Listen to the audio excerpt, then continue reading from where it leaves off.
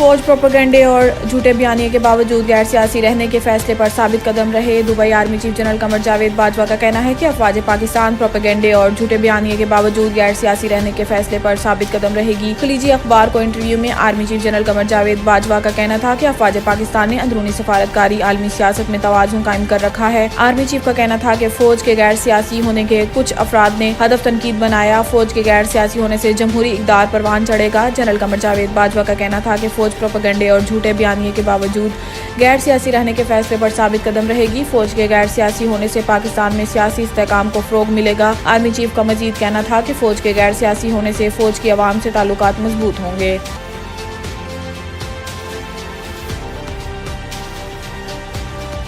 متنازع ٹویٹس، اعظم سواتی کے خلاف کراچی، کوئٹہ اور جیکب آباد میں مقدمات درج۔ سینیٹر اعظم سواتی کے خلاف کراچی کے مختلف تھانوں میں 6 مقدمات درج ہوئے اور یہ مقدمات شہریوں کی مدعیت میں درج کیے گئے۔ اعظم سواتی کے خلاف بن قاسم، شاہ لطیف ٹاؤن، درخشان، کلفٹن اور رنگی ٹاؤن تھانوں مقدمات درج ہوئے۔ درخشاں تھانے میں بھی شہری کی مدعیت میں درج کیا گیا، جس کے مدعی طارق ارائیں کے مطابق ٹویٹ سے نفرت پھیل سکتی ہے۔ اعظم سواتی کے ٹویٹ سے مجھے انتہائی دکھ ہوا۔ مدعی مقدمہ کا کہنا تھا کہ اعظم سواتی کے ٹویٹ سے نقص امن کا مسئلہ ہو سکتا ہے۔ علاوہ ازیں اعظم سواتی کے خلاف کوئٹہ کے کچھ پولیس اسٹیشن میں بھی مقدمات درج کیا گیا۔ اعظم سواتی کے خلاف مقدمہ شہری عزیز الرحمان نے درج کرایا، جس میں موقف اختیار کیا گیا ہے کہ اعظم سواتی نے راولپنڈی میں تقریری اور ٹویٹر پر پاک فوج کے خلاف غلط زبان استعمال کی، لہٰذا پاک فوج کے خلاف لوگوں کو اکسانے پر اعظم سواتی کے خلاف کارروائی کی جائے۔ جیکب آباد کے صدر تھانے میں سینیٹر اعظم سواتی کے خلاف مقدمہ درج ہوا اور یہ مقدمہ شہری کی مدعیت میں درج کیا گیا۔ خیال رہے کہ اسلام آباد پولیس نے سوشل میڈیا پر متنازع بیانات دینے کے الزام میں پی ٹی آئی کے سینیٹر اعظم سواتی کو گرفتار کیا ہے اور عدالت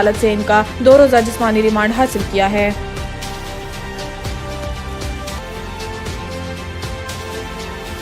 عمران خان اسمبلیاں توڑنے کا کہیں گے تو 1 منٹ کی دیر نہیں ہوگی، پرویز الہی کا اعلان۔ اپنی ویڈیو بیان میں پرویز الہی کا کہنا تھا کہ پنجاب حکومت عمران خان کی امانت ہے، ہم وزادار ہیں، جس کے ساتھ چلتے ہیں اس کا ساتھ نہیں چھوڑتے۔ انہوں نے کہا ہے کہ عمران خان اسمبلیاں توڑنے کا کہیں گے تو 1 منٹ کی دیر نہیں ہوگی، استعفے دیے تو شہباز شریف کی 27 کلومیٹر کی حکومت 27 گھنٹے میں نہیں چل سکے گی۔ ان کا کہنا تھا کہ اللہ نے عمران خان کو نئی زندگی عطا کی ہے۔ راولپنڈی جلسے میں عمران خان کی سیاسی حکمت عملی فیصلہ کن راؤنڈ میں داخل ہو گئی ہے۔ صوبائی اسمبلیوں سے استعفے آتے ہی پی ڈی ایم کا جعلی اتحاد بھی انتشار کی شکل ہو جائے گا۔ وزیر اعلیٰ کا کہنا تھا کہ نون لیگ والے شعبدہ باز جھوٹ بولنے سے باز ہی نہیں آ رہے، آپ کے ساتھ الیکشن میں وہ ہوگا، آپ کی پشتیں بھی یاد رکھیں گی۔ اس ملک میں دین کی حکمرانی ہوگی، ایسے کام ہوں گے جس سے عام اور غریب آدمی اور ان کے بچوں کو فائدہ ہوگا۔ اس کی ابتدا پنجاب سے ہو چکی ہے، روز ایک نئی چیز نظر آئے گی جس کا فائدہ غریب آدمی کو ہوگا۔ خیال رہے کہ گزشتہ روز سابق وزیر اعظم پاکستان تحریک انصاف کے چیئرمین عمران خان نے راولپنڈی کے جلسے سے خطاب میں کہا تھا کہ تمام اسمبلیوں سے باہر نکلنے کا فیصلہ کیا ہے اور جلد مشاورت کے بعد اعلان کیا جائے گا۔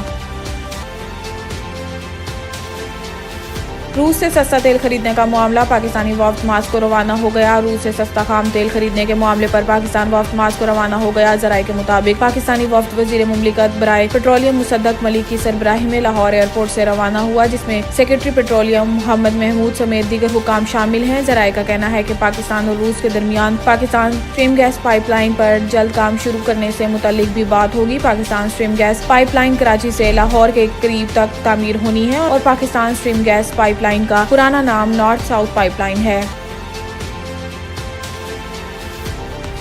ریکارڈنگ کیس، پاکستان میں بڑی سرمایہ کاری سپریم کورٹ کی رائے کے انتظار میں سونے اور تانبے کی کان سے متعلق ریکارڈنگ معاہدے پر سپریم کورٹ میں صدارتی ریفرنس پر 15 دسمبر تک فیصلہ نہ آیا تو پاکستان میں $10 ارب کا جرمانہ ہو سکتا ہے۔ بلوچستان میں ریکارڈنگ کے مقام پر پاکستان کی سب سے بڑی سونے اور تانبے کی کان 90 کی دہائی میں دریافت ہوئی، جس پر غیر ملکی کمپنیوں کے ایک کنسورشیم نے بلوچستان حکومت سے سرمایہ کاری کا معاہدہ کیا۔ معاہدے میں قانونی خلل رہ جانے کی بنیاد پر 2013 میں سپریم کورٹ نے معاہدے کا کالعدم قرار دے دیا اور غیر ملکی کمپنی اینٹوف فیگسٹا نے پاکستان کے خلاف 2 عالمی فورم سے رجوع کر لیا۔ 2019 میں سرمایہ کاری کے تنازعات کے حل کے لیے قائم بین الاقوامی مرکز نے پاکستان پر تقریباً $6.5 ارب کا جرمانہ عائد کیا۔ اسی معاملے پر انٹرنیشنل کرمنل کورٹ نے بھی پاکستان کے خلاف فیصلہ سنا دیا، تاہم فیصلے میں جرمانے کا تعین نہیں کیا گیا۔ قانونی ماہرین کے مطابق یہ جرمانہ تقریباً $3 ارب کا ہوگا۔ اس طرح پاکستان پر مجموعی جرمانہ $10 ارب کے قریب ہو جائے گا، جو ملک کی زر مبادلہ کے موجودہ ذخائر سے کہیں زیادہ ہے۔ مارچ 2022 میں غیر ملکی کمپنی بیرٹ گولڈ نے جرمانے کی سیٹلمنٹ کے ساتھ ریکارڈنگ منصوبے میں آدھی سرمایہ کاری کی آمدنی ظاہر کی۔